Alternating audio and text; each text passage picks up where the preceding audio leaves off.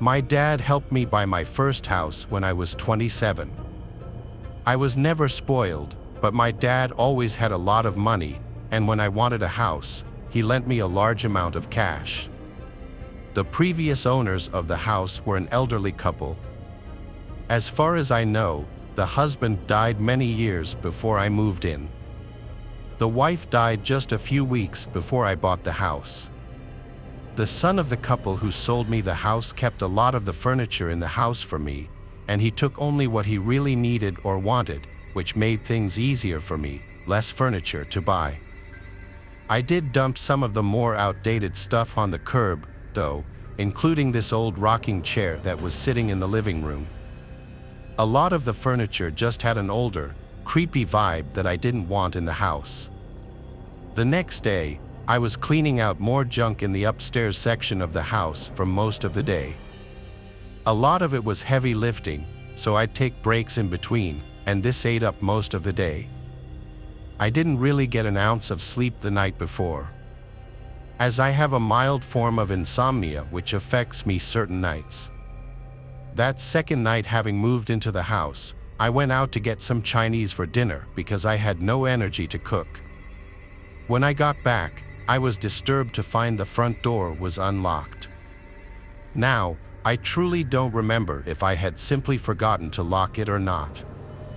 I wanted to believe I forgot, but it just seemed so unlikely I'd forget to do that, especially with my brand new house.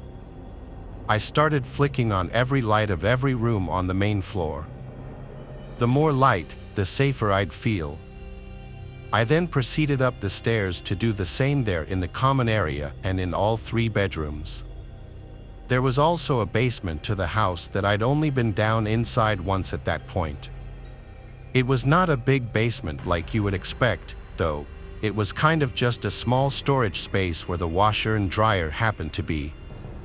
I was already feeling a lot more confident that I had just simply forgotten to lock the door, but I still had to check the basement before I could confirm this. I opened the basement door and flicked on the light. As I got halfway down the stairs, I saw an old rocking chair sitting in the middle of the basement.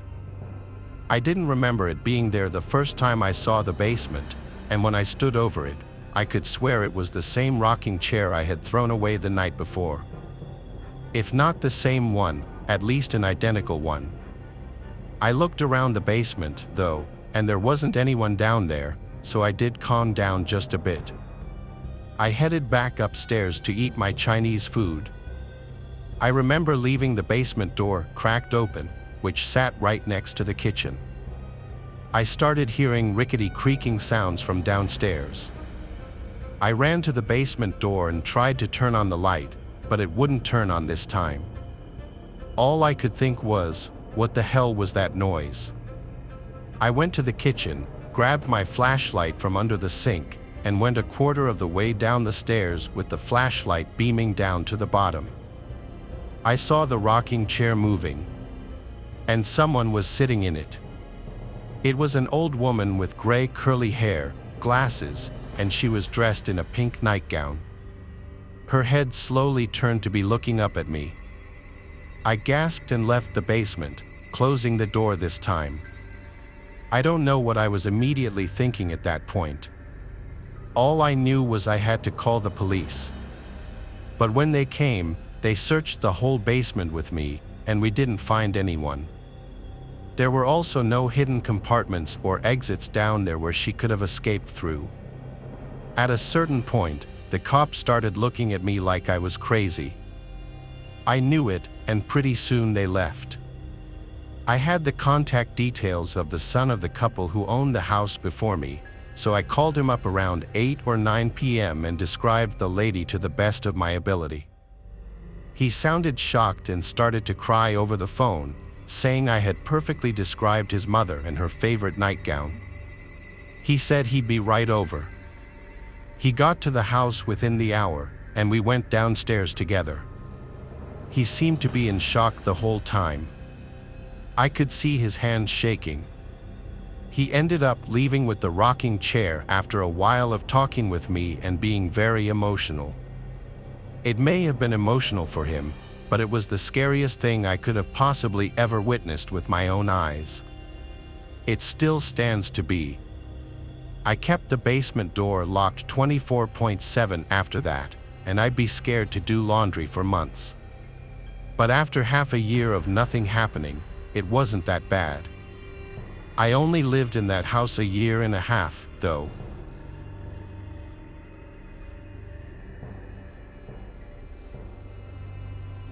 Another strange thing happened in 2013, when I was 17. My family was looking at a house, and the owner showed up to talk with my parents. He seemed like a nice older man and mentioned that he had built the house himself. It was a pretty nice 2-story house overlooking a river. Anyway, I was standing back, watching everyone talk, when suddenly, there was a break in the conversation. The owner turned away from my parents and his expression completely. And instantly, he changes from a kind of happy expression to the most sinister and hateful scowl I've ever seen. I don't think he noticed me watching, and I probably appeared to be on my phone as my head was down. As soon as he turned back, he instantly went back to smiling. It was so creepy to me and honestly made me feel sick. I told my mom, who also said it was kind of weird, but maybe he's just awkward. So, we got the house, moved in, and the next weekend, my family was going to church. I didn't feel like going, so they all left me at home. It was Sunday morning, about 11 a.m., when I heard really loud banging outside. It was rhythmic, and it was coming from the side of the house. I was on the other side of the house, on the second floor. Honestly, my dumbass thought it was maybe the wind. It was stormy that day, and I didn't think much of it. It stopped after about 5 minutes. 10 minutes later, I heard walking around downstairs, chairs moving, kitchen cabinets opening, and the fridge opening. I immediately, quietly locked my door, grabbed my baseball bat, and called 911. While telling them my address, I texted my mom, telling her that someone was in the house and that I had called 911. At that point, the operator said someone was 10 minutes out. I told her I heard steps walking toward the stairs.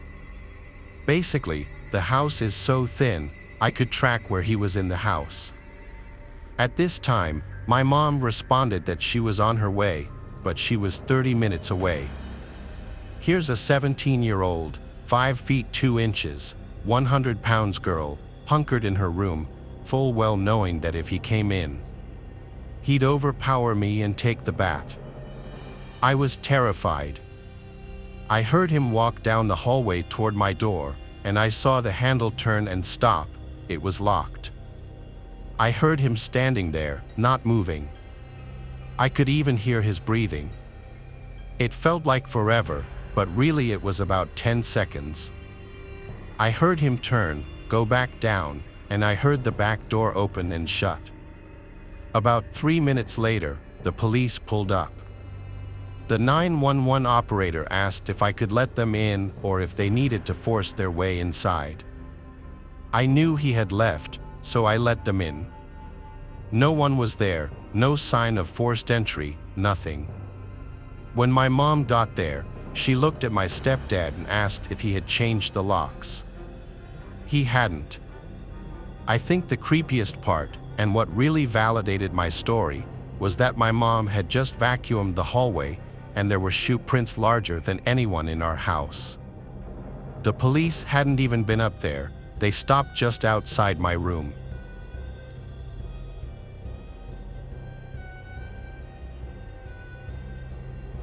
I bought my first house that I currently still live in 2 years ago. I was in the unpacking and settling in phase at the time. I was single and living alone, but I just figured it was time for a house. I had a couple of friends over to help me unload the truck full of boxes, and I paid them with food since they wouldn't accept money. They hung around for a few hours after just to hang out. When my friend Lauren went to the bathroom, He came back and said he heard some noises from inside the walls and that it sounded like there were some pipe issues. I took note of it, and the two of them left a little later. Since it was a Saturday, I stayed up pretty late on my laptop watching Netflix. However, I was hearing some light thumping sounds from above me, which was odd because my bedroom is upstairs. The only thing that could be above me would be the attic. Then I remembered Lauren's comments about the noises from inside the walls. I went to the attic door and pulled it down. I actually had to take a deep breath because I was a bit nervous. I climbed the stairs into the attic and pulled the light switch down. One very dim yellow light buzzed on, just barely lighting up the attic. The noises in the walls stopped, though, either that or the noises just weren't coming from the attic.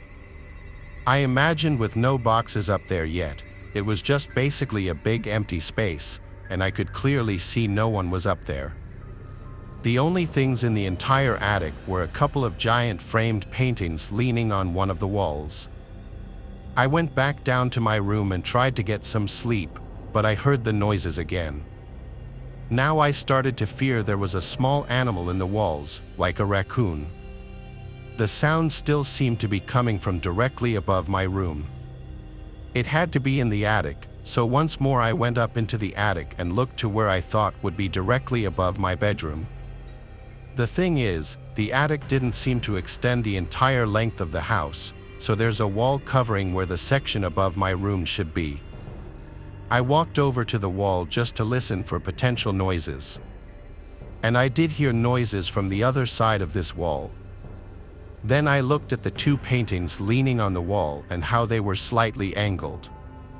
My heart started to race. I walked to the paintings and slightly angled one upwards off the wall, revealing a big hole in the wall. It took a few seconds for the reality to sink in as I held the painting at an upright position.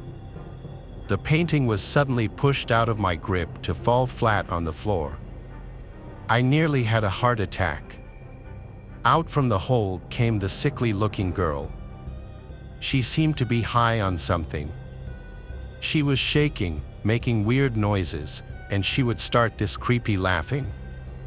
She grabbed onto me and dug her nails into my shoulders so hard I screamed, and I pushed her as hard as I could off of me. She fell backwards into the secret room, and I ran to the exit and shut the attic door behind me. I locked myself in my room as I called the police and reported that a crazy, dangerous person was in my attic.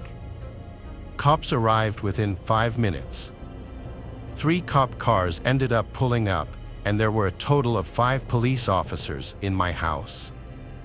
4 of them went into the attic, and I heard the struggle. The girl screamed like a creature, and it sounded like she was trying to attack the officers, which led to her getting tossed. They finally managed to get her in cuffs and carry her out of the attic and outside to one of the cars. The girl had to be like anywhere from 25 to 30 years old, but like I said, she looked sickly. While the officers were still in the house, I went into the attic to examine the secret room. Inside was a pile of blankets, a dirty pillow, a lot of food wrappers, and human waste in one corner. It seemed as though this girl had been up there for a long time. It was truly a nightmare to discover this on my first night in my new house. The girl was taken to a nearby psychiatric center to get her the help she needed.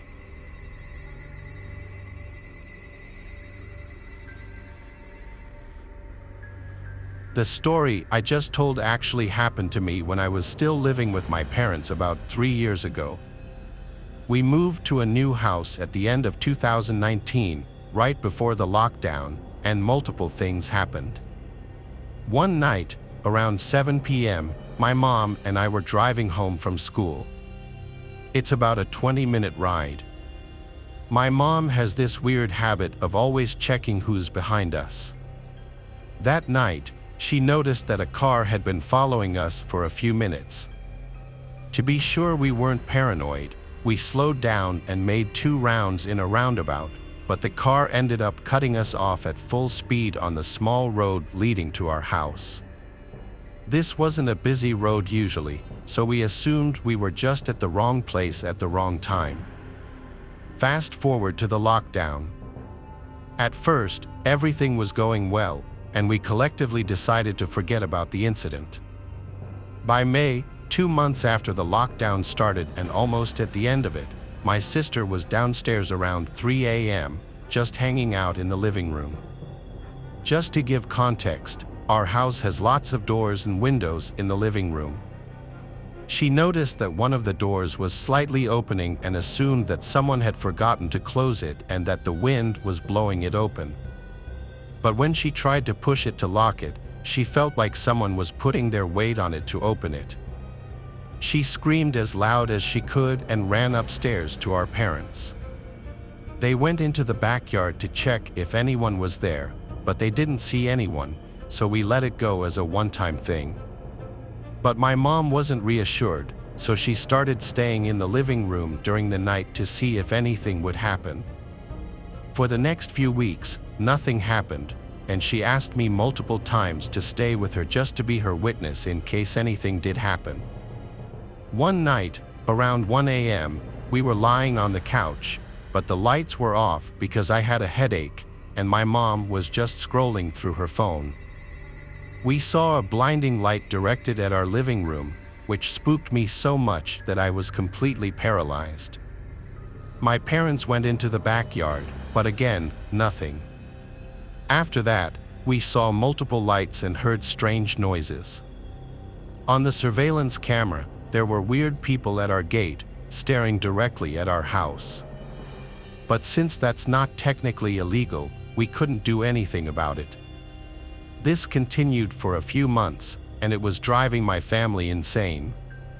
In 2021, while we were cleaning the backyard for summer, we found a big hole in the bushes, large enough for someone to pass through. We didn't know what to do, but we were now sure that someone had been coming onto our property. Almost nothing happened after that, which made us believe that whoever it was knew we were onto them.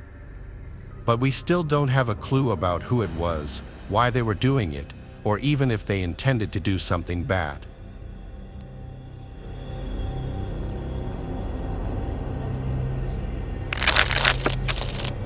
Thanks for watching the video. Subscribe to the channel and turn on notifications to watch the latest videos.